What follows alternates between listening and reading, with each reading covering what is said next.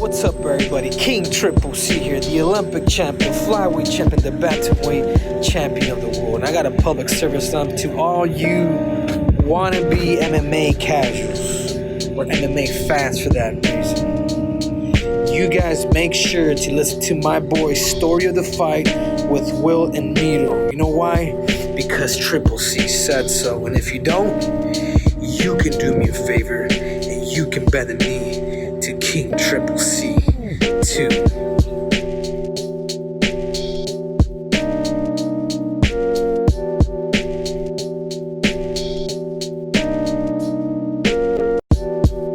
Hey, good news. My nose is less swollen for this episode. I can't even tell, at least on the camera, I can't even tell that there's anything here either. Nah, dude, the glue's pretty much gone. It's nice and sealed again. I did notice, like, on the last episode when I went back and watched it, like, this side of my nose was off to the side a little bit. I think it's just because one side was a little more swollen than the other. It made it look a little crooked. But I think I'm good now. Nice. Yeah, dude. Fucking crazy, no dude. No more concussion symptoms. We're good. We're good. I'm living my best life right now. Nice. Good. You have anything go on this week? Oh, man, just getting through, like, Thanksgiving week with work is just such a endeavor. It's always a rough one. This year more than others, I feel like. You know, it's been a little tough. Worked a shit ton of hours the last couple days, and yeah, I'm not surprised. Let me see, on Thanksgiving Day was awesome though. Finally getting to have Thanksgiving with the family at home. You know, and we're sitting at the table, and Lucy's like, "Can we give thanks?" And I was like, "For sure." So we sit at the table, we hold hands, dude, and like you don't really realize this, like how much the kids actually notice, like how much you work. Yeah. But she was like, she gave thanks for me being home for Thanksgiving, dude. Damn. And when she said that, I was like, God damn, that got me right in the feels. You know what I mean? Yeah, that's tough. Yeah, so it kind of makes you think about things and puts things into perspective, you know? Yeah. But it was nice having Thanksgiving at home. Black Friday, of course, is always a little chaotic. Got a hotel, like, literally right across my store. So then the next morning, I just woke up and just walked right back over to work and did it all over again. Damn. Yeah. Full 28 hours in 2 days. Fuck, dude. That's always a good time. That's too much. Yeah. Yeah, man. God damn. So I'm kind of tired right now. Yeah, I'll bet. I'll bet. But we capped Saturday off with some good fights, man.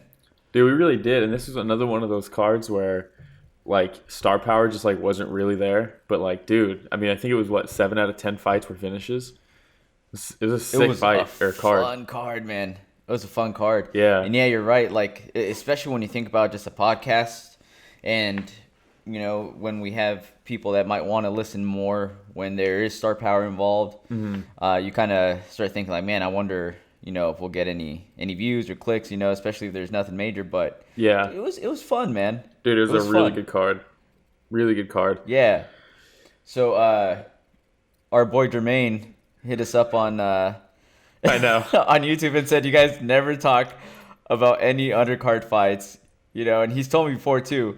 He's like, even if they're good fights, you guys don't talk about them. So we got some fights to talk about on this one, right, Will? Yeah, I mean, from start to finish, this card was super fun. So all right, so Jermaine, this one's for you, man. Yeah, real quick though, moment of silence on this card. Oh, because okay. it wasn't untouched. Sean Woodson was supposed to fight Jonathan Pearce. Sean Woodson's someone definitely to, like, keep an eye out for. So anytime he fights, I get excited to kind of see, like, where he's at in his climb. But so that he got replaced. What was the reason for Woodson again? It says he withdrew. I'm trying to see. It wasn't COVID. I don't think it was COVID. Okay. Yeah, it just says Woodson withdrew. I'm not sure what it was. Okay. I'm sure it's out there. Devin Clark was supposed to fight Shamil Gamzatov, which would have been fun, and that's where Anthony Smith stepped in as a replacement. And then, of course, obviously, the night before the card, Curtis Blaze versus Derek Lewis gets canceled or rescheduled or whatever they're going to do with it. But, man, main events. I saw a post talking about 2020 main events getting canceled, and it's insane. Like, you go back to the beginning of the year, it's like so much has happened that you like forget how many main events actually got canceled. But dude, like, as much as the UFC has done well with adapting and overcoming and all that stuff, it's crazy how many main events really did get scrapped. Yep. It's crazy. I mean, Henry Cejudo versus Jose Aldo was supposed to happen this year. That seems like it was like old news. It's crazy. Man, maybe next episode we can have a list of the biggest main events that were scrapped that didn't happen. Yeah, that'd be cool. That'd definitely be cool. Because I was gonna pull it up and have it like ready on the side when I saw it yesterday, or maybe 2 days ago, and I was like, oh, that's super interesting. Just scrolling through all the fights, but I don't know where it's at now. Triple C versus Aldo. That would have been fun. Hey, we got the new intro on this one too. Oh yeah. Yeah, I'm excited about that. Yeah. I spent way too long making it. Let us know what you think. Yeah, it's like 15 seconds, but it took me like 4 hours to make. So, so please appreciate it. Oh, that's man. awesome, man. So, like I was saying, Jermaine, this one's for you, man. Maness versus Sanders. Yeah, this was, in my opinion, the best fight of the card. This fight was. I was texting you during it, and I was like, "Dude, this fight's crazy. Oh shit, it's super crazy. Oh my god, it's even crazier." Like, it just kept getting. And then you're like, "Are you watching?" I'm like tuning in now, and you're like, "It's over." Yeah. Dude, literally right after I sent the message, "Are you watching?" It ended, and I was like, "Ah, shit."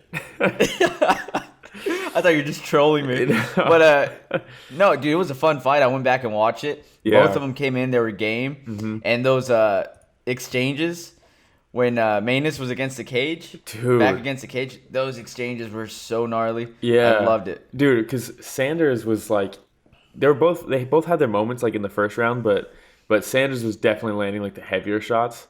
Heavy leg kicks. Heavy leg kicks. Yeah, heavy Calf body kicks.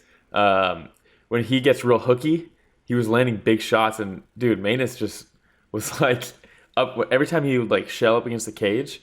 Sanders was just going off on him, and he was trying to roll with stuff, but he was getting clobbered. You could see his head kind of like snapping around. Mm-hmm. But then every time, I mean, his chin is insane. I don't know how he was taking the shots that he was taking. Props to Sanders for putting it on him, because he clearly found his range and was like, I mean, it's no knock on Sanders, dude. He was landing his shots, but Maness was just, for every like 5 that Sanders would throw, he would just have a short little counter off the cage, and you could tell it would wobble, like almost wobble Sanders like every single time. So it was like one of those fights where it's like you live by the sword, you die by the sword. You know what I mean? Like, Sanders is just going for the kill, and Maness is just staying calm, getting hit, rolling a little bit, and then just short shots. And then in the second round, dude, I thought it looked like Sanders was just going to run away with it, honestly. I was super impressed that he turned the tides that quick. Yeah, and when I was looking at it, I think this is an example of precision versus power, because it didn't seem like Maness had the more powerful shots. Yeah. But you're right. Every time he connected, you could tell Sanders was feeling it. Yeah. And props to Maness, too, because he was making adjustments like super well. Because in the first round, when he took Sanders down, right, he took his back. But Sanders did something that you're technically not supposed to ever do. He got away with it, but instead of fighting the hands, he fought the hooks. Yeah, so he pulled the hook off and was able to turn around with it, which was slick the way he did it. But then the second time, when Maness got the knockdown, he took his back, and as he got his hooks in, he waited until Sanders reached down, and as soon as he reached down to fight the leg hooks, that's when he snuck it in. And I was like, oh shit. Like, you could tell he was waiting for him to do it. He probably noticed, man, I let him fight my hooks. I could have easily just got for the choke, or at least tried for the choke while he was doing that. And then second time around, he did it.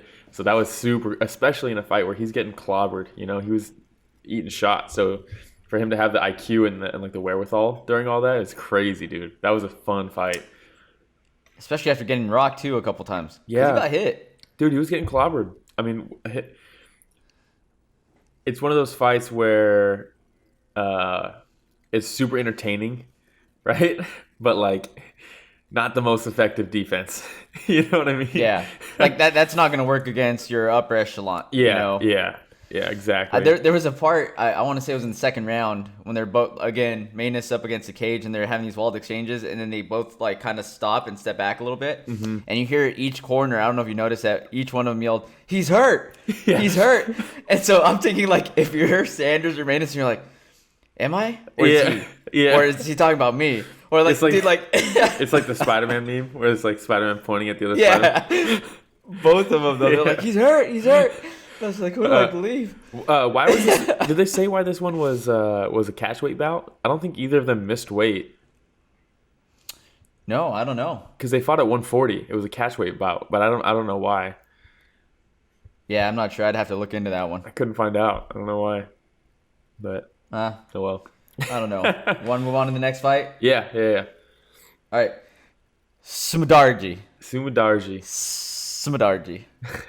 Just so everybody knows, I was practicing this word like 20 times before we actually Yeah. started recording. Mudaerji. Dude, this fight was just another testament of the flyweight division having like real up and comers that are exciting to watch. I mean, Yeah. what did you think about this fight? It was awesome, man. And I remember listening to Walt Harris afterwards, and they were saying that Walt Harris was really high on Mudaerji. That left hand is lightning fast, man. Dude. Lightning fast, and it got Gordon right on the button. And you could tell right. I don't know if it broke his nose or not. It but right seemed like after, something you happened. could see. Yeah, you could see the lingering effects because he kind of just tries to cover. And he kind of did like one of these real And then- quick. Yeah, He did like a little shake and like a rub on his face. It was something weird in there. I don't know if it just stung like a motherfucker. And it was early in the fight, right? So like maybe he didn't have like the adrenaline going yet, and like the whole no crowd thing. So maybe just, I mean, if there was any time to have the adrenaline, it'd be right when the fight starts. yeah, definitely, You know what I mean? But he got caught right in the nose, man. dude. And The accuracy, yeah, I even was the follow up texting shots. a group, and I was like, it had to have been a broken nose because the way he reacted just made it seem like there was just this lingering pain afterwards. Yeah, And you could just tell he wanted no more part of Mudaerji after that. Yeah, he also So- it really kind of reminded me of like, it's obviously very different, but it did kind of remind me of, remember when Conor fought Marcus Brimage No. early on in his UFC, it might have been his first UFC fight. But yeah, I mean, Marcus Brimage, no slouch. I was a huge Marcus Brimage fan back in the day when he was still fighting. He was the one that would walk around he'd walk out with the Dragon Ball Z scanner. Remember that? Yeah. For the power levels and shit. Yeah, sick dude. Yeah. He also has, if you haven't seen it, look up Marcus Brimage. MTV Cribs. So funny, dude. He like did it's all MTV him. Cribs? Yeah, it's him doing it like with a buddy. The way dude, it's so funny. So shout out to Marcus Brimage. But this really reminded me of the way Conor fought him, where he was real long with all his shots, but just like everything landed like he had magnets in his hands. You know, like everything from a distance was just landing. There was nothing he could do about it. And that's what it reminded me of. So another flyweight to look forward to watching, honestly. Yeah, and when we take a look at fighters that are coming from China right now, like we have some really good up and coming fighters that I'm excited to see. Yeah. There's a lot of talent coming out of there now. Yeah, Icarus, maybe? Huh? Icarus, maybe? Icarus, maybe? Have you seen that movie? Yeah, potentially. Shout out to Mudaerji, though, from Tibet. So technically China, but we know how real it is. You know what I mean? It's Tibet. Thank you for that clarification. Yeah. Gotta respect Tibet. All right. Well, yeah, good fight for Mudaerji. Look Yeah. forward to seeing them fight again. And then we have Mazany versus Ostovich. This one was hard to watch for me. What was it? Yeah, dude, I love Ostovich, man. I know. And Mazany the missed thing with weight, right? Ostovich- Yeah. By like 4 pounds. Did she? She did? I think so. And she looked much larger. She looked a lot bigger. She did, because I know that she stepped down from her previous weight division, right? Let me double check before And she I was talking. talk shit about She was somebody.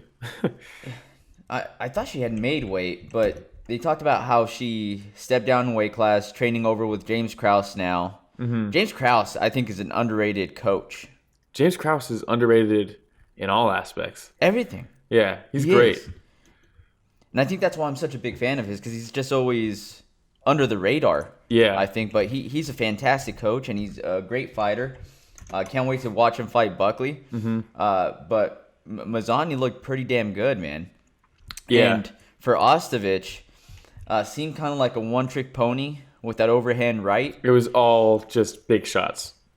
Yeah, a lot of boxing, overhand right. It found a home a few times, that overhand right. I apologize to Mazany. It wasn't her that missed weight. It was Norma Dumont against Ashley Evans Smith. There we go. Whoops. There we go. Yeah, I thought she had made weight. Yeah, she did. Because they were saying, I think they said it was one of her easier weight cuts, even though she was, in a previous, or in a lower weight class. Yeah, but, fuck me, right? But, dude, she looked great, man. And again, good. the wrestling. Yeah. The wrestling just... Ostovich, you could tell, was completely outclassed in the wrestling department. She did have that really cool reversal that I've never seen before from north-south, where she just swung her legs. Flexible. I was like, what the fuck? Super flexible. Yeah, how come I can't do that when I get stuck in north-south? That's like the thing. I'm gonna try tomorrow. Yeah, good luck, dude. Yeah. That's like when if somebody would like make a cartoon out of that. Yeah. And you see somebody just go like, whoop, and end up on top. You're like, come on, man. Yeah. Like that'll never happen, you know? But dude, her flexibility, crazy. And she ended up taking her back with that. She just couldn't do anything with it. She ended up too high. Yeah. But again, I think a lot of props to Mazany. Yeah, props to Mazany. She did what she kind of needed to do in that kind of a fight. Ostovich did impress me with like her toughness. There was a couple moments in that fight where she could have had an easy out if she took it, but didn't. Man, and body shot KOs are always awesome. So this was the bad start for Hawaii. This fight right here. Yeah, because I believe this was 3 straight Hawaiian fighters that ended up losing. Yeah, that's. But you're right. But dude, she has that Hawaiian style toughness. Yeah, that you can't do anything but respect, man. Because you're right, she could have just taken an easy out a few times. Yeah. Let Mazany just choke her out real quick and tap out. But man, she was game. She was there to put on the show. Yeah. So props to Ostovich. They were saying that Ostovich had mentioned that she was scared of getting cut by the UFC if she lost this fight. Well, she also talked about if she just isn't even like really in it anymore. So I don't know where her mental state is, but I'm sure she could do a lot of other things, man. Yeah, she could. Don't Don't do that. Don't do that. I'm not saying what kind of things. Yeah. But I'm sure she has a lot of options out there. She's got options. But if she wants to continue fighting, I think of like an Angela Hill, where she was just a little outclassed in the UFC at first, goes down to Invicta, works on her game, and came back. And Angela Hill, I think, is a serious contender now. Yeah, she definitely is. And I think Ostovich, if she wants to do this long term, maybe going to Invicta wouldn't be a bad choice. Yeah, it might not be. She's so short for that division, but it's not like she's ever going to lose 10 pounds to drop to the next weight class. I also think she's thick, bro. Yeah, I also think the weight class down is a lot. Yeah, the weight class down is also a lot like deeper and definitely. In my opinion, it's the most competitive and most evolved of like the women's divisions. So it's definitely the hardest division, in my opinion, to be a female fighter in. So she's in the right division for her skill set right now. If she's going to stay in the UFC, that's the division to be in, right? Because you have the champ and then you have everybody else. So it's one of those divisions where everybody in that top 10, outside of maybe the top 3, are going to go up and down, up and down, up and down. It's just one of those divisions. So I don't know. If she sticks around, she could get wins. I think she's 0-3 now in the UFC, though, right? She lost to Van Zandt. Was that her last fight? Last fight was Van Zandt. She had some time off because of the steroids, USADA. and then calm down. Whoa, dude. If you fell for steroids, I'm gonna call it out. You know what I mean? Calm down. Calm down. Don't talk about her like that. Montana She's a nice lady. De La Rosa. She lost to her at the Ultimate Fighter finale. That's what it was. 0-3 in the UFC. All 3 finishes. You know. But she's an absolute dime piece. That's true. So look where that got I'm Paige sure Van she gets- Zandt. To I'm sure bare she gets a knuckle few extra boxing. views. True. But dude, No, yeah, Paige Van respect. Zandt, another one is extremely tough. Yeah. Right. Like I always think about her fight against Rose, where Paige could have also taken some easy outs. Yeah, definitely. And she kept, dude, that armbar that Rose had on her. Mm-hmm. It was one of the most disgusting armbars I've ever seen, and she got out of it. Yeah. And face bloodied and everything. Couldn't give 2 shits about her Instagram modeling career. You know, she was in it to fight. Yeah. And I respect the fact that she's going to bare knuckle now. And same thing with Ostovich, man. Yeah. She could be doing other things right now, but instead she's deciding to get in that octagon. Definitely. And throw down, you know? So a lot of respect to her as well. No, Just definitely. be nice to her, Will. Bro, dude, I was. But All right. you fail a drug test, it's got to be talked about every once in a while. It was probably kangaroo meat. Yeah, probably. All those kangaroos over there in right. Hawaii. Dude, it's a problem, man. All right, so the next fight, Anderson Dos Santos versus Day. Dude, I It's so love quick. Dos Santos' energy. Dude, and as his soon as he got pressure. it too, like his reaction to once he adjusted and really got it, it like flipped a switch and I was like, oh shit, this dude's hyped. Like, dude. Yeah. He went after it. But it made me feel like claustrophobic and overwhelmed. Yeah. Seeing Dos Santos just putting Day up against the cage and like just nonstop level changes and strikes, and I was just like, oh my god, like let him rest. Yeah. And then when he takes him down, and he falls straight into the guillotine. And you're right, because when they show that different camera angle from behind, Yeah. and you see him make the adjustment, you see a change in Day's eyes, where he's like, "Oh, You're like, I'm oh, not this getting just got real." any oxygen right now."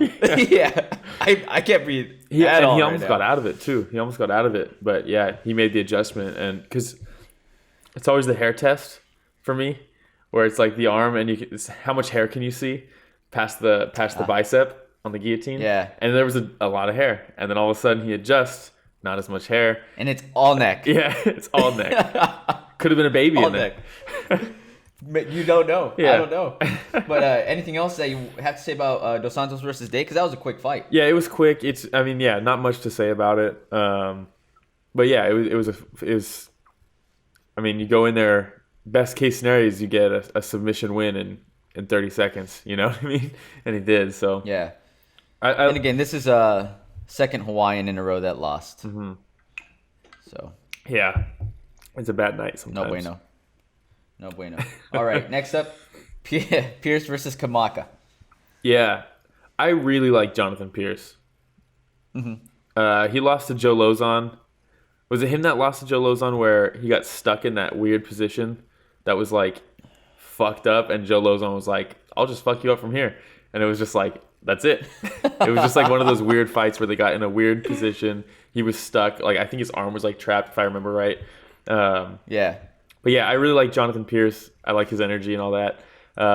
This was one of those fights where it was like very competitive in the first round. And I mean, they were both Kai Kamaka's body kicks that he was landing. I was like, fuck, dude, he's got some snap on those kicks. Very quick, man. Yeah. Very quick. Very quick. And then eventually, Not as fast as Edson Barbosa. No, but but I it was remember quick. him from.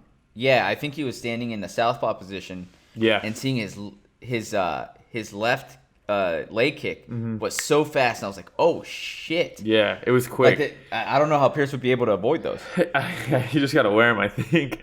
And he did, right? And then, yeah, once he got the grapevines in on the back mount, and he was stuck because he couldn't base or anything, and you could see he wasn't like out, but it was a perfect example of like what a TKO really should be from ground and pound, where it's like you can't improve your position, you're eating shots, like we have to stop it. Like he was getting battered, but yeah, I was impressed with Pearce because a lot of the times it's not like he like fucked him up real bad and then took advantage of him on the ground, right? Like it's not like he was like all concussed and like, oh, he took my back. I don't even know what's going on. It wasn't like that at all. And normally when you're both still kind of fresh, when you go for the like full on ground and pound, you end up sacrificing position a lot of times. But I was really impressed with Pearce's ability to get him to a position where he could go almost 100% ground and pound because he knows I've already taken away his options. Now I can just go with my hands, and he just battered him from the back. It was brutal. I mean, just seeing it, like his head get like launched side to side, I was like, "Fuck, dude!" Like, and he was stuck, and you could see like the frustration in his face too, just being like, "Fuck, dude, I can't do anything right here because you can't get on your knees, you can't do anything." And those strikes, I wouldn't say were the strongest, but it was like side hammer fist, just regular punch, side hammer fist, and just that amount of strikes that was just taking nonstop, unanswered. And like you said, there's a few times where he was like looking to the side, like, dude, what do I do? I can't do shit. You know?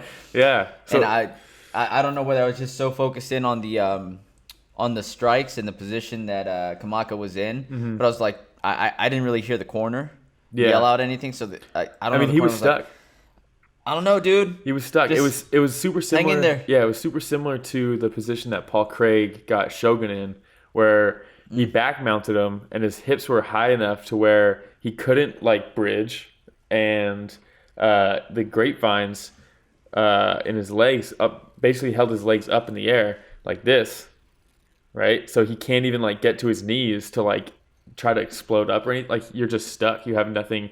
The only thing that's really touching the ground is like your hips and like the bottom of your rib cage. So what are you gonna do with that? You know?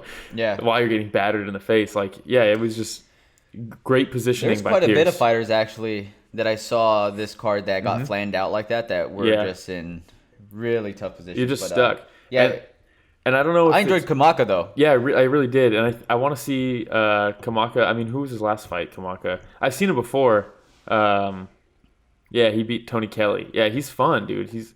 I would like to see. This is only his second UFC fight. I want to see him back with a full camp because he did replace Sean Woodson in this fight, and it did seem like in the second round he kind of slowed down a little bit because the pace of the first round was pretty high, and I think. I don't know. He didn't have a full camp, so I can't really blame his cardio. You know what I mean? Yeah. But it was a fun fight. I like that fight. I really like Jonathan Pearce. I like Jonathan Pearce too. I like Algeo too. Algeo versus Carlyle. Algeo is. I mean, we talked about him before when he fought. Was it Lamas, right? Lamas. Yeah. Ricardo Lamas, because he replaced. I think I don't remember who he replaced, but it was like a last-minute replacement. Not just a last-minute replacement. Last-minute replacement for a debut against fucking Ricardo Lamas. Against Lamas. That's brutal. And he held his own. Yeah, and it was a great fight. He's just so slick, man. Like, he's just... Yeah, he's just so slick. He's just got a very unique style. It's nothing like super flashy like Wonderboy Thompson or anything crazy like that, or like Michael Venom Page, but you just like don't know what he's going to throw, and like his movement is somewhat unorthodox, like just enough to be like kind of a mystery still. And I think like newcomers on the scene, they're so fun to watch when they're like that. It was like when Lando Venata came in and he took his short notice debut against Tony Ferguson, and everyone's like, who the fuck is this guy? And then he's out there dodging shit and like in the Matrix with Tony Ferguson, drops Ferguson, and it was like all of a sudden there was like, oh, this guy's got an interesting style that's kind of new, like let's see where this goes. So Algeo's one of those kind of guys for me. Algeo, and then Spike Carlyle's his fights are usually fun to watch. I don't know about the yelling. Yeah, like when he was getting close to him, he's just like yelling in his face. I was like, dude, I don't know about, Spike. It kind of. Spike Carlyle looks like a wildling from Game of Thrones, and he fights like one. Does. Oh my god, that's spot on. His nickname should be the Wildling. Dude, that is spot on. I love that. Yeah, he really should be. I really like him too. He is always game, man. Yeah. Very strong. He gave Algeo everything he could handle for sure. Yeah. And then the story that I heard at the end where they were saying that Algeo was supposed to go on some trip to Mexico with his wife and got the call, and he was like, I'd rather get my first UFC W, And yeah. It's like, props to him, man. Dude, I mean, the guy's interesting. Spike Carlyle is fun to watch because they give him very interesting matchups. And his style is really plays into fun fights. He's just so aggressive, and he's not a lay and pray guy. He's ultra aggressive, pressure.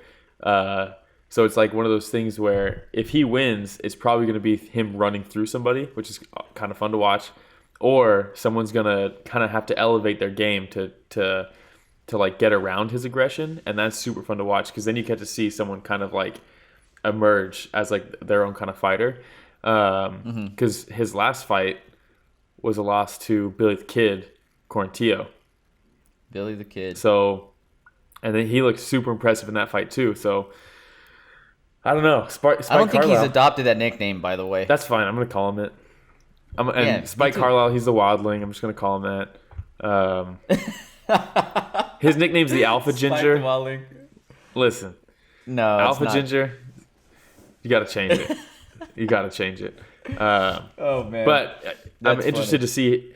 I mean, so far, at least in his short-lived UFC career, he's had exciting fights against exciting fighters. So, yeah, I think he's kind of a must-watch. I'm glad Algeo won because now by saying, hey, I put off that trip, Yeah. but I got that W. Can you imagine if he would have lost? If I'm his wife, I'd be like, dude, what the fuck? It's like, did you just Like, bail put on off our our trip for vacation? this? You bailed on our vacation to get your For ass this? beat? Like, what? So congratulations to Algeo, man. Yeah, Fun fighter. I would love to see. I want to see him. I want to see more of him, honestly.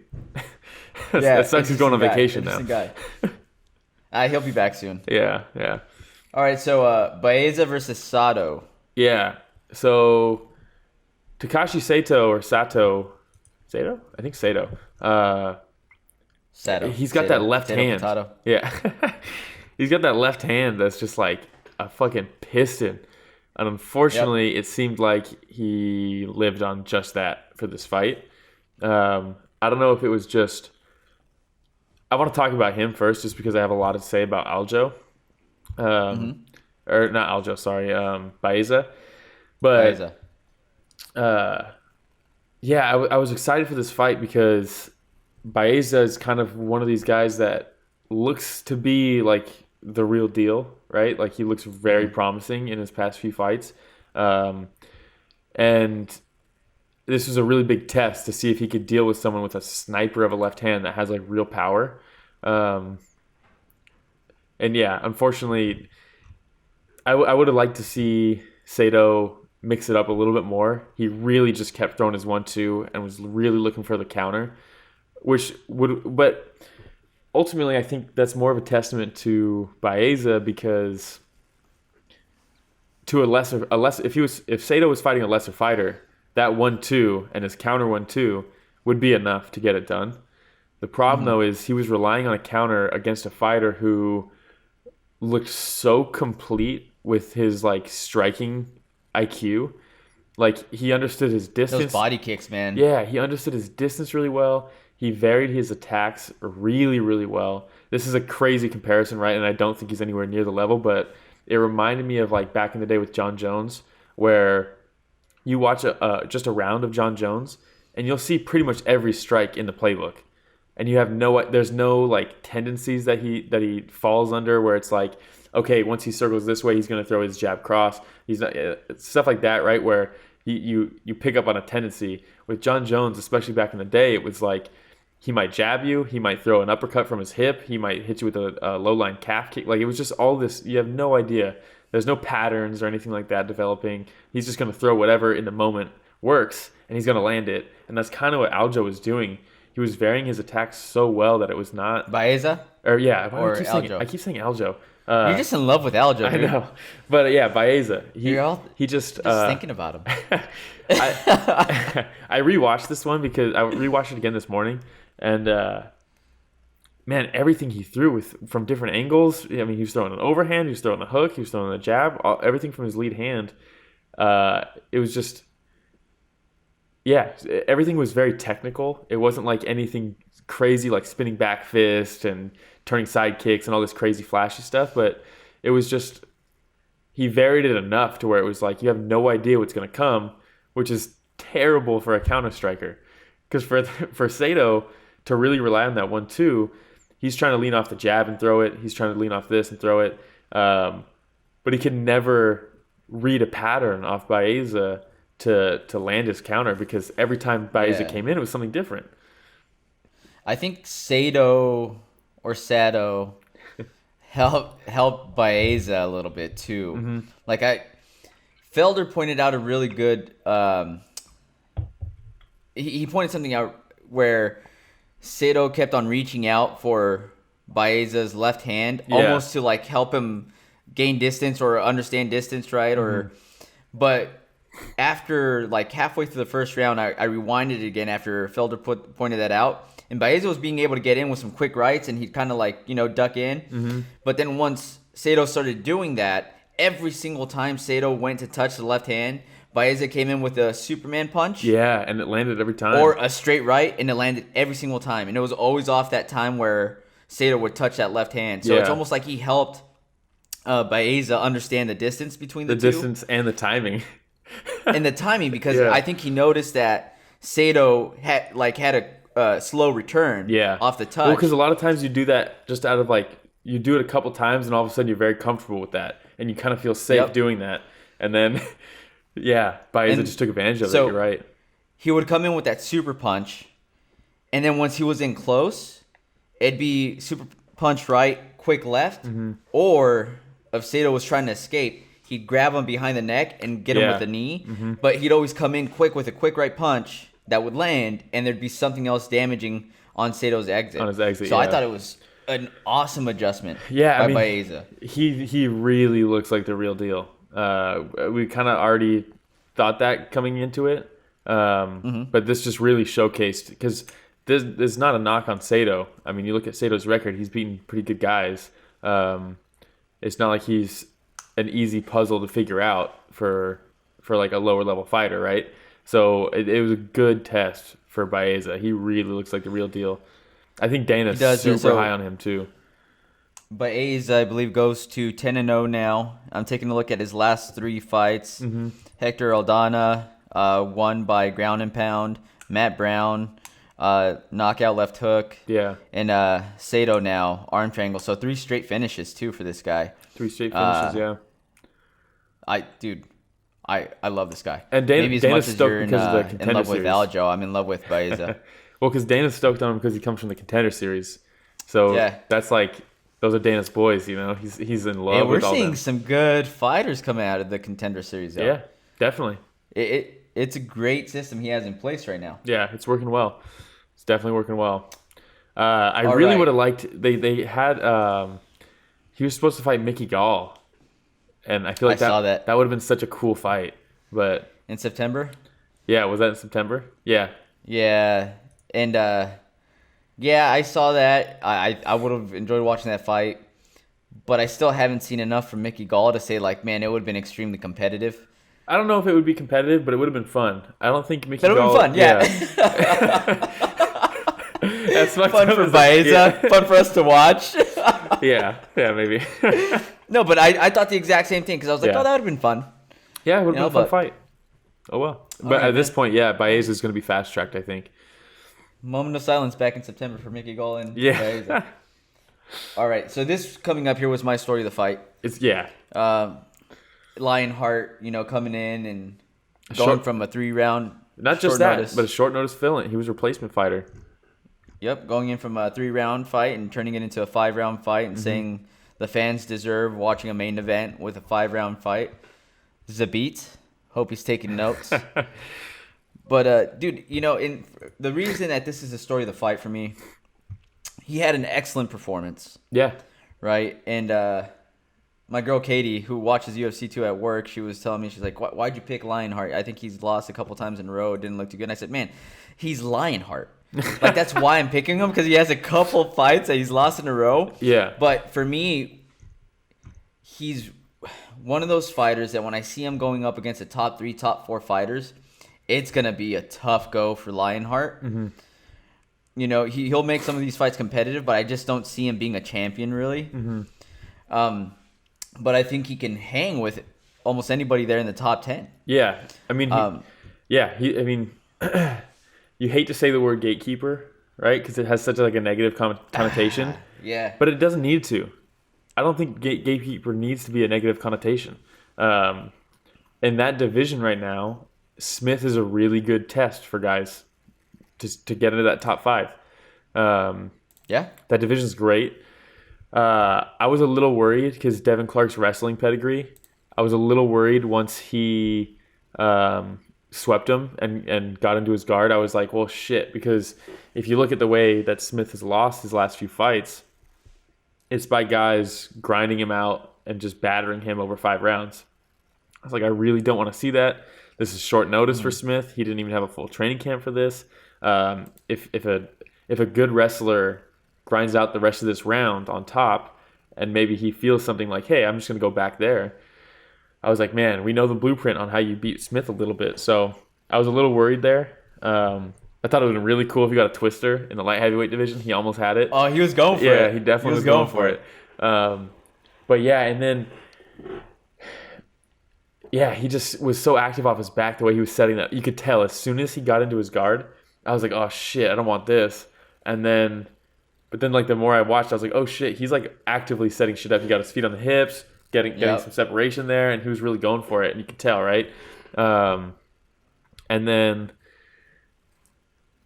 another thing that Smith did really, really well was once he took Devin Clark down, he like instantly pulled him to the center of the ring or center of the cage, and that was super smart, right? That was super. I really liked that, and I was like, there's gonna be some jujitsu shit right here. You don't do that off. You don't pull someone off the cage unless you're actively trying to do some shit on the ground. Yeah, I mean, fuck. It was a fun fight. I really like seeing Anthony Smith get W's. I think he's such a good guy. Me too. And to Katie's point there, right? She pointed out his last 2 fights were a little rough, and Alexander Rakic, which is no slouch. Yeah.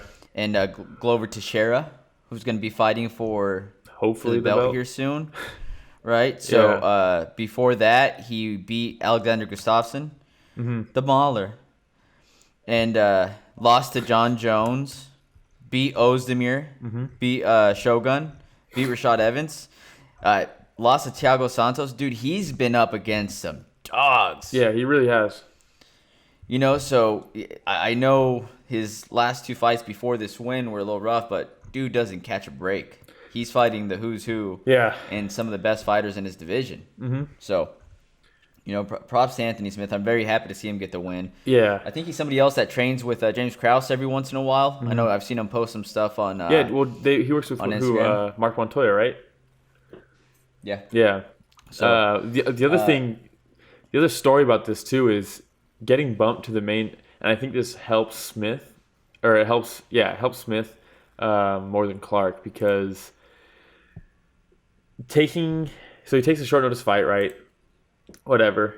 Then to be bumped to the main event slot and bumped to 5, not just the main event slot, but bumped to 5 rounds the night before your fight.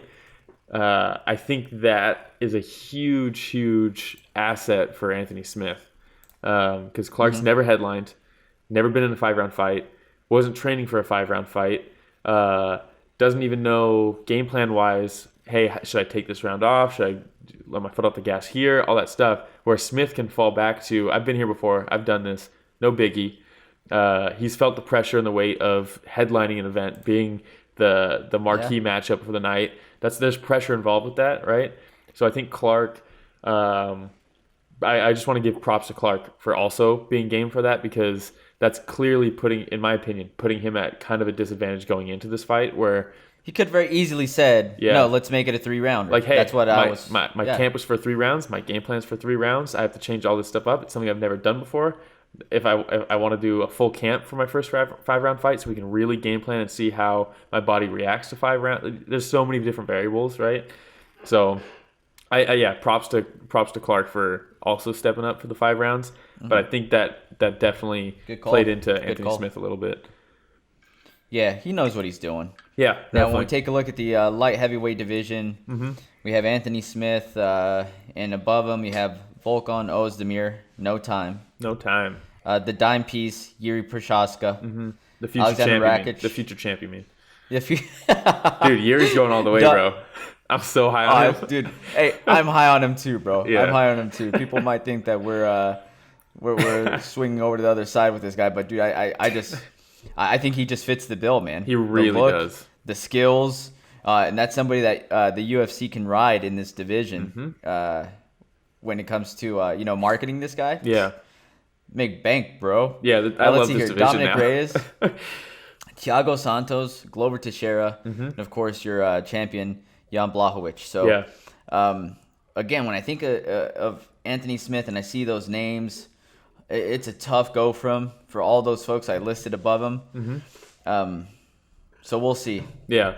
We'll see what comes next. Yeah, I mean, if he's gonna embrace this gatekeeper type of a role, which I don't know if he wants to embrace that, I don't think he wants to. But if they're gonna use him as that, let's say that if they're gonna use him as the gatekeeper here, I don't know if beating Clark jumps him up in the rankings, right? I don't think he jumps Ozdemir. I don't think he jumps any of those names off this. So we finally got the Ankalev and Kutalaba fiasco settled. Let's get Ankalev in there. The saga has ended. The saga has ended. Let's get Ankalev in there with Anthony Smith and really see if he's ready for that top tier of that division. I think that's the fight to make. I like it. Yeah, man. I still think Anthony Smith has a lot left in the tank too. Yeah, definitely. And if he beats Ankalev, in my opinion, that does. I know Ankalev's ranked below him, but I do think a win over Ankalev would kind of reinsert him as to he'd have to get like a top 5 fighter after that, in my opinion. Yeah, I agree. Yeah, I agree. Okay. Anything else off this fight, sir? No, that was it for this event. So again, fun card. Yeah, great card. Also, and shout out to everybody who gets interviewed by Paul Felder and the amount of respect they give him. I fucking love seeing that. I love seeing that. I love it. Everyone's like, "What's up, Paul?" Like all stoked to talk to him, and they're like, "You're the best," and he's like, "Oh, thank you, but we're here for you." It's so sick. It's so like humble. Like, it's awesome. Anderson Dos Santos. Yeah. Who's like, I'm a big fan, man. Yeah. I'm a big fan. Dude, I love it, man. Yeah, it's great. Again, Felder's a fucking man. Yeah, he really is. I love Paul Felder. Does he have something going on like Bisping with his right eye? No, but he did get fucked up a couple weeks ago, so I think that's all that is. Yeah. True. Yeah, I think. True. I noticed that too, but I think he's still just kind of recovering from that fight. That was a hard fight. He's got a little bit of a sniper eye on his left eye. Yeah. And then his right, like, I don't know. There's something off about it, and I was just thinking, like, oh, man, it's just the years of fighting. Yeah. The 50 years in the UFC, yeah. So I change it every time I talk about his longevity in the UFC. Mm-hmm. Like 12 years one time, next time it's 20 weeks. Yeah. 20 years. All right, so Will's Wisdom. Yeah. Brings us up to Will's Wisdom. What do you have now? Is it like mints? What do you got? These are one-a-day mints, vitamins. I don't eat my vegetables, you know what I mean? So. Oh, my goodness, dude. Well, at least you would think you would want to take the vitamins before the podcast starts. Maybe some Alpha Brain or something for Will's Wisdom. Instead, it's one-a-days.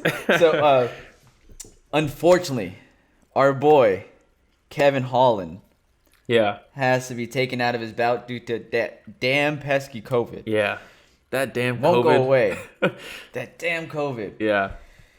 So, better matchup for Holland. Hermanson or Jacare Souza? Better matchup as far as entertainment or better matchup as far as styles? Better matchup as far as Holland walking out with the W, so styles. I think Jacare. And I love Jacare. He's just... I mean, he's almost 40, I think. He might be 40. I think... Stylistically, if Holland can avoid the takedown from Jacare, I think he's so long and just so like flow statey that I think he can kind of use his youth to bring the energy and kind of dance around Jacare a little bit. It's also not a 5-round fight, so he doesn't have. So instead of having to avoid the grappling for 25 minutes, he only has to avoid it for 15 minutes. And I'm not saying that Holland's like bad on the ground. It's Travis Lutter, right? Like, so he has good jiu-jitsu, but Jacare is just so he's just so advanced especially with MMA grappling. Jacare is like the shit. So when it comes to jiu-jitsu, they don't call him Jacare for nothing. Right up there, man. You know what I mean? You know, he's earned that nickname. In the Mount Rushmore of UFC jiu-jitsu or MMA jiu-jitsu. So yeah, he definitely is. So if I'm Holland, I don't even want to. You just don't. Why engage? Even if you think that your jiu-jitsu is good, which I'm sure it is under Travis Lutter. I definitely don't want to knock Holland's jiu-jitsu skills. It's just if Jacare is going to win this fight, it's going to be via a submission or like just control or something like that. Because I think at distance, I think Holland beats him up a little bit. But the reason I think it's a better matchup is that, and I think Hermansson for 5 rounds, Hermansson is just that pressure style. I think is stylistically the way you beat somebody like Holland. If you can get around his elusiveness and his striking, like his striking techniques. The way is you pressure him against the cage and you take away his range and that kind of stuff. So very much like a Wilder, right? Like when Fury started just pressuring him nonstop. And those long looping punches that Wilder was able to get in sometimes wasn't able to get in because of that nonstop pressure. Yeah. So, yeah. I'm not saying... I'm bummed out to see Holland not fight this next weekend, though. I know. I'm glad that he's going to get back in there quickly. It's not like a long turnaround. And honestly, dude, Vettori versus Hermansson... I think the matchups that came out of this, Vettori versus Hermansson, Holland versus Jacare, I think are better matchups than what we had previously. So I'm excited for both those fights still. You know, and I'm pumped that he's still getting a big name, you know, because he said that after his last fight where he's like, man, I want bigger names. No disrespect to any of the guys I fought, but I want bigger names. Mm-hmm. And Jacare is one of the biggest names in the division still. I mean, he might not be what Jacare of old was, but I think he's still somebody that poses a lot of challenges for a lot of fighters. Yeah, and so a good test for Kevin Holland. Yeah, and remember, he was taking that Hermansson fight on short notice. This gives him even a longer time to continue training and get healthy and that kind of stuff. So, yeah, I think ultimately it ended up kind of playing out better than I thought it would. Because when they announced that Vettori was taking over to fight Hermansson, I was like, well, what the fuck? What's going to happen to Jacare? Jacare's been done dirty so many times by the UFC that I was like, fuck, man, he's just going to get left out in all this? And then they were like, Holland's also booked to fight Jacare. And I was like, oh, shit, it's even better. Good job, matchmakers. Yeah, great job. Good job, matchmakers. Yeah. All right, so next one. You watched Tyson versus Roy Jones Jr.? Yeah. Yeah. So Snoop Dogg commentating. Yeah. Good thing or bad thing? Snoop Dogg commentated. I mean, he commentated for the UFC for a bit. And I think it was really bad for the UFC. Especially because he was commentating over like younger guys trying to prove themselves, trying to get into the UFC, and it was kind of disrespectful, honestly, some of the stuff he was saying, which is like, dude, you're not getting in there like they are. Like, you don't really have, like, if I was commentating, I wouldn't be shitting on somebody for like not doing something correctly or like, you know what I mean? Yeah. For like these, obviously, Tyson versus Roy Jones Jr. It's not a celebrity boxing fight, right? But at this point, it kind of is, if that makes sense. I think for things like that, I think he's fine as a commentator because it's fun. It's just it's not super competitive. It's not a ranked boxing fight. All this like it's kind of theatrics a little bit. So having Snoop Dogg on there, I was okay with it more so than when he was commentating UFC fights. But yeah, I was okay with him commentating. That's my long answer for that. Yeah, I mean, it wasn't bad. Yeah. You know, and he had some funny stuff in there when he was like, man, I feel like it's my two uncles fighting at the barbecue. Yeah. And I was like, oh, I can see that. You know what I mean? Yeah. But, wow, insightful I just commentary didn't like when from he was Snoop Dogg. like, yeah, I just didn't like when he was like, man, he's got to take a shot and then step back. And it's like, dude. Yeah, once you start going into about, bro. Yeah. Like, stay in your lane, make your especially funny when comments. Izzy's there. How are you gonna and Ray, Sugar Ray Leonard? Like, how are you gonna talk about expertise? Okay, here we go. When you got Israel Adesanya and Sugar Ray Leonard sitting next to you? Sugar Ray Leonard did not want to be there. Hell no. He could give two fucks. Yeah.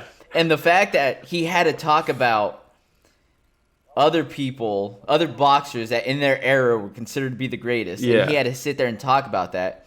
And Mauro, you heard a couple times was like, "Well, do you feel like coming back, Sugar Ray?" And he's like, "If I have to fight you." Yeah. That he kept on telling him that. And I'm I like, know. bro, come on, It like, was a little weird. yeah, strike a little bit of a conversation. Like he's just trying to start a conversation with Yeah. you. But all his responses were so short. Yeah. And you could tell he did not want to be there. And a lot of these best fighters have to have a major ego Yeah. for them to be able to be as great as they were. Mm-hmm.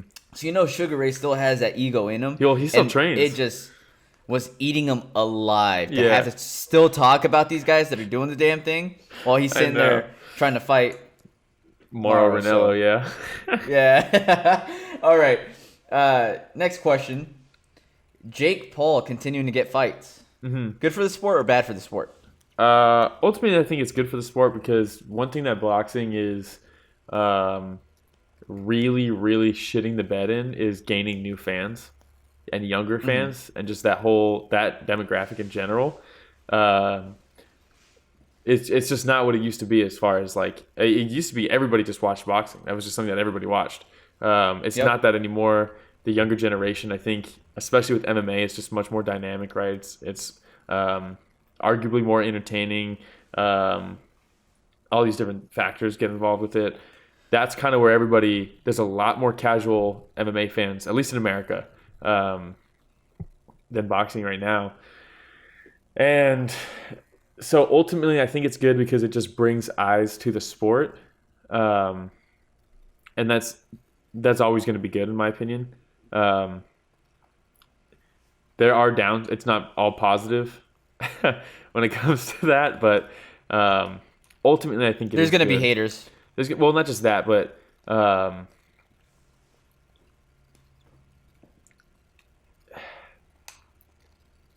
he's an amateur boxer. Dude, those vitamins were not kicking in. He's I'm just trying to put this in a way that's not disrespectful. Well, not just disrespectful, but I just don't want to talk shit, right? But yeah, just speak the truth, man. He's an What do amateur you feel? boxer.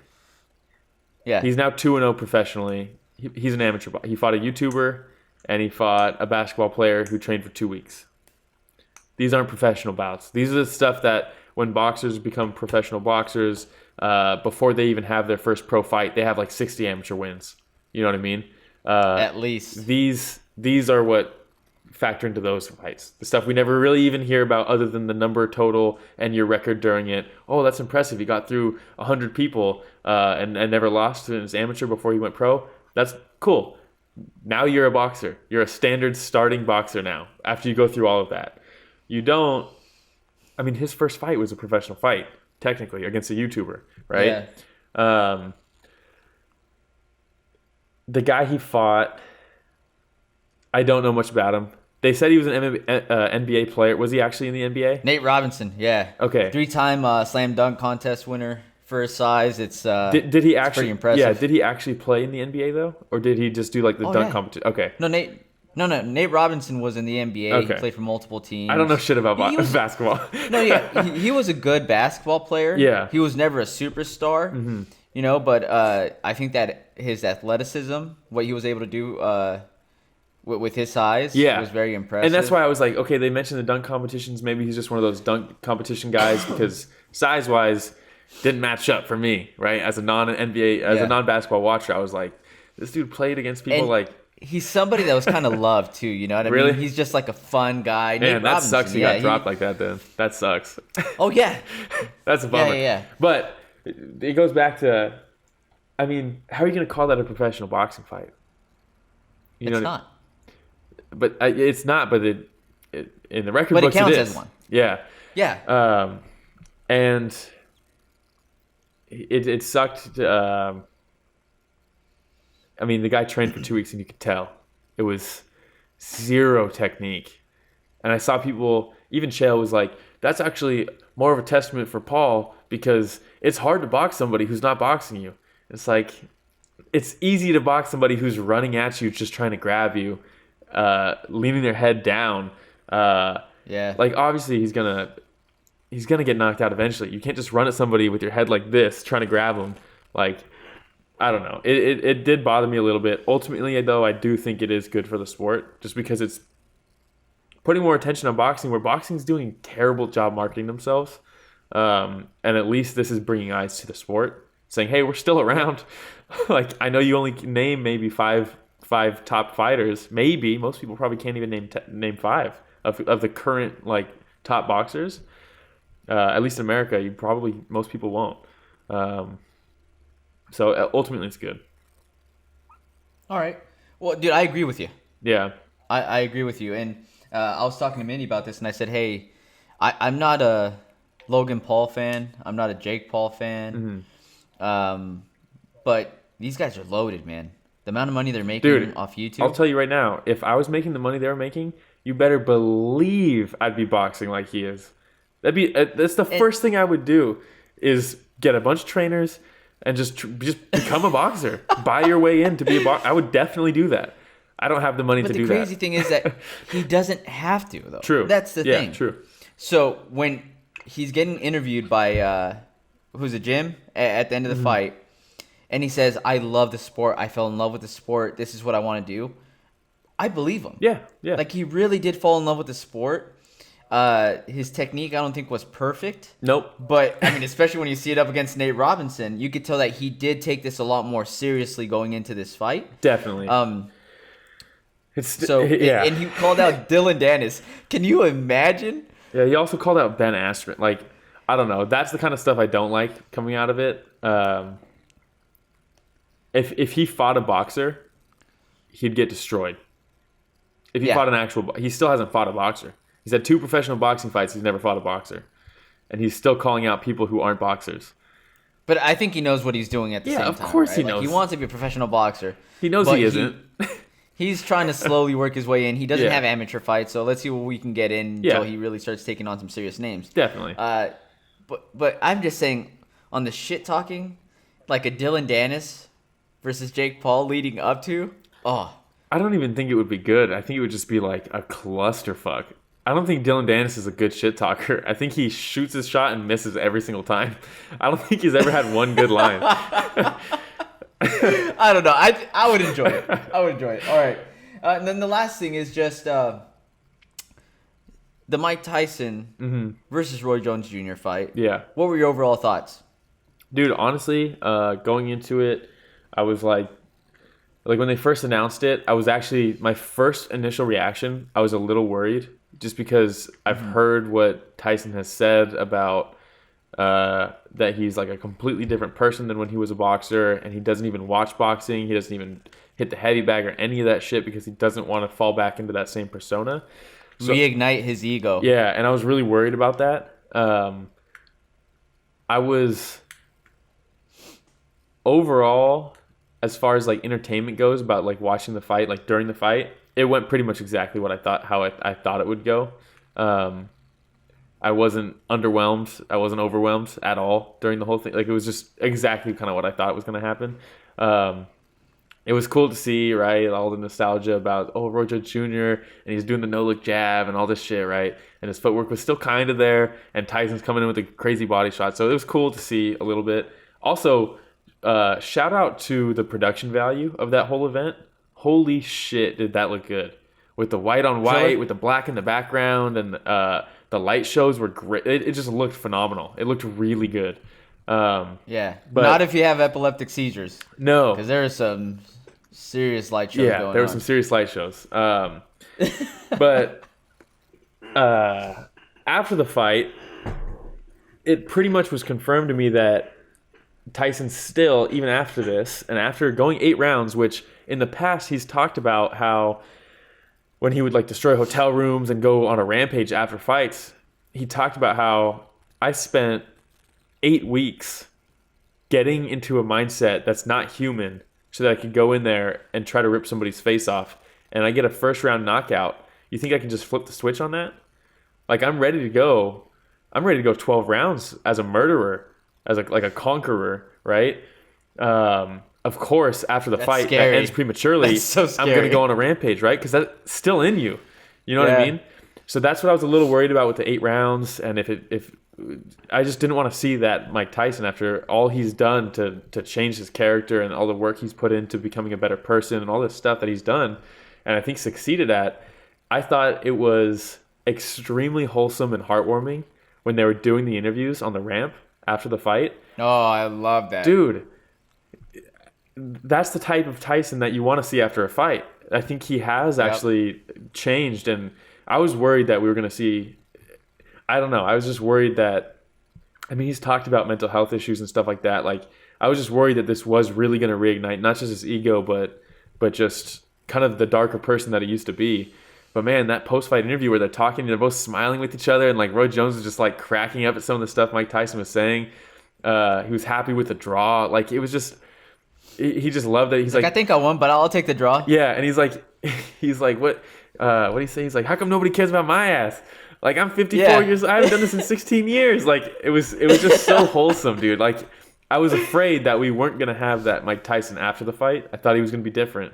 But the fact that we got that Mike Tyson after the fight, I was kind of, honestly, dude, when they were doing that interview and they're both standing right there, I was like, oh shit, like this could go bad right now. Like, what's gonna happen here? Especially when they asked Roy Jones Jr. if he was okay with the draw, and he was like, I'm never okay with the draw. And I was like, and as soon as he said that, I like looked over at Mike and I was like, oh shit, Mike just said he was cool with the draw. Like is this gonna set him off or anything? But no, he was like totally cool and wholesome. Like, it was just, he was like, I'm a humanitarian now. I was like, fuck yeah, dude. I love it, dude. So overall, I fucking love Mike Tyson, bro. Same, dude. Like, it's just the perfect example. And if you hate Mike Tyson for things that he's done in his past, I can't knock you on that. Everybody has a different gauge of what's irredeemable or how much you have to do to overcome issues that you've had in your past and wrongdoings that you may have done.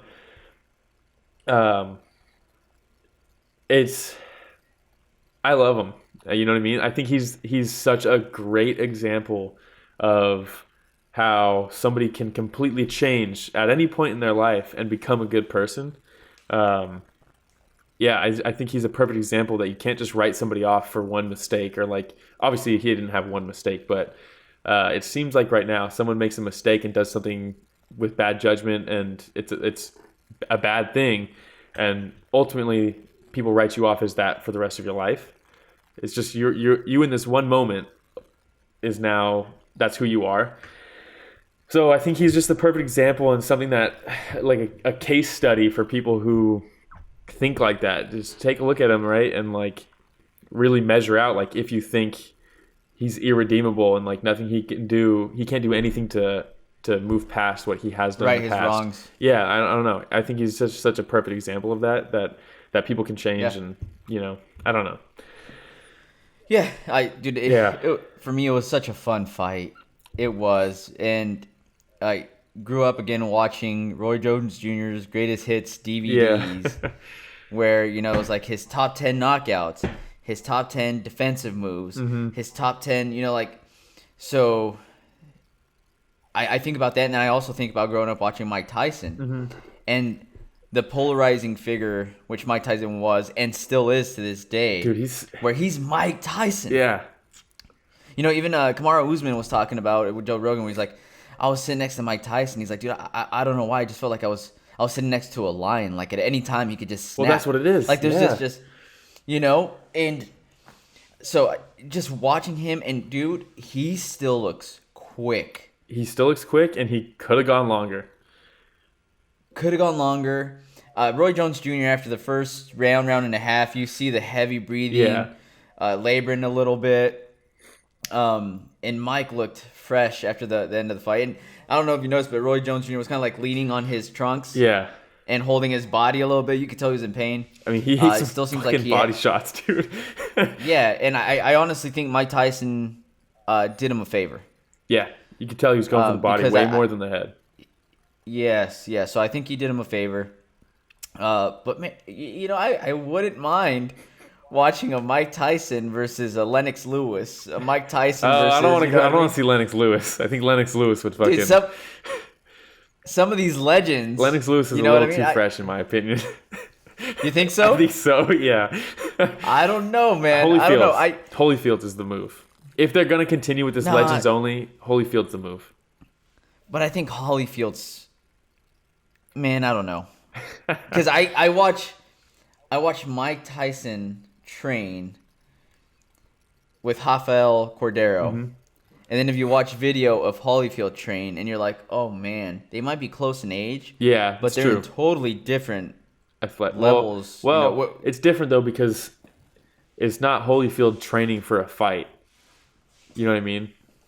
Where Tyson and the shots that you see of Tyson are definitely cherry picked to show you hype. Where for Holyfield, there's none of that going on. You know what I mean? Like, you don't know how much effort he's putting into it. You don't know. He's not trying to show off like, hey, look, I'm still a murderer. You know what I mean? Like, he's just in there doing his thing. I think if we got some Mexican supplements into Holyfield and, you know, he was actually training for a fight, we'd see a little different story. Get those tendons working a little bit looser. Hit up Ostovich. Holyfield. But I think about these ex-champions and the ego. Yeah. Right? Again, we talked about the ego. I don't think Holyfield, if he wasn't really trying to impress, would let some of these videos go up. Because he's posted some of these videos himself. Yeah, that's true. So, I don't know, man. I think that Tyson right now would be too much for him. I just want to watch him again. I know. I don't even know. But going in, I was worried as well. Then I saw the rules, right? The no knockouts. If anybody gets cut, the fight's over. The no knockouts, like is all the these different things. Because what are you gonna? Yeah, so you're not pulling your punches. Like, that's one of those things that's like ask for forgiveness, not permission. Knockouts, you can't control. If you hit somebody, you can knock them out, even if you're not trying to knock them out. So like the whole there's no knockouts allowed. That's not gonna prevent knockouts. That's just gonna punish you for getting one. You know what I mean? Yeah, and I'm pretty sure that if Roy Jones Jr. was to have gone knocked down or vice versa, they probably would have called the fight right then and there. And you see the ref when they both had a headbutt, he checked for cuts. Yeah, he probably was going to end the fight right then and there. You know, but I think for what it is, and Morrow kept on reminding us, like, you got to have lower expectations. I didn't like that. He said that way too many times. I didn't like that, and I really like way too many Morrow. times. Like, yeah, but we could have done without that. Yeah. Maybe if he said it once and said, hey, just a reminder, like, these guys are in their 50s. Yeah. You know, like, and there is certain rules that are set in place. Like, I get it, but he must have said it 5 or 6 times. Yeah. Since the fight was about to start to, you know. So, but overall, I enjoyed it. It was nice watching Mike Tyson get back in there, let some aggression out, his reignited ego, and still be able to be a humanitarian, like you said, at the end of the fight. Yeah. Roy Jones Jr., the way that he talks, man, I know, it he's just so cracks funny. me up. I wear draws. I don't get draws. Yeah. I know I don't get draws. I wear draws. Yeah. I don't like draws. And then Adesanya. Yeah. I think he did a great job. From what I did watch and listening, I think he did a really good job of mixing in professionalism with a little bit of new school. You know, like there's this one part where somebody like feinted with the left and came in with the right. He's like, "Oh, you see the way he jumped into that? That was dope." Yeah, yeah. And I was like, "Okay, that's Izzy talking." I would love to see him commentate with a crowd because I think he needed like something else to kind of get his energy up a little bit. But as far as like what he was saying, I thought he did a great job. It was just like the energy was a little low for me, especially when Morrow was like, "It's Morrow." So I didn't notice that. Maybe I didn't notice it because we'd go from fucking Sugar Ray Robinson.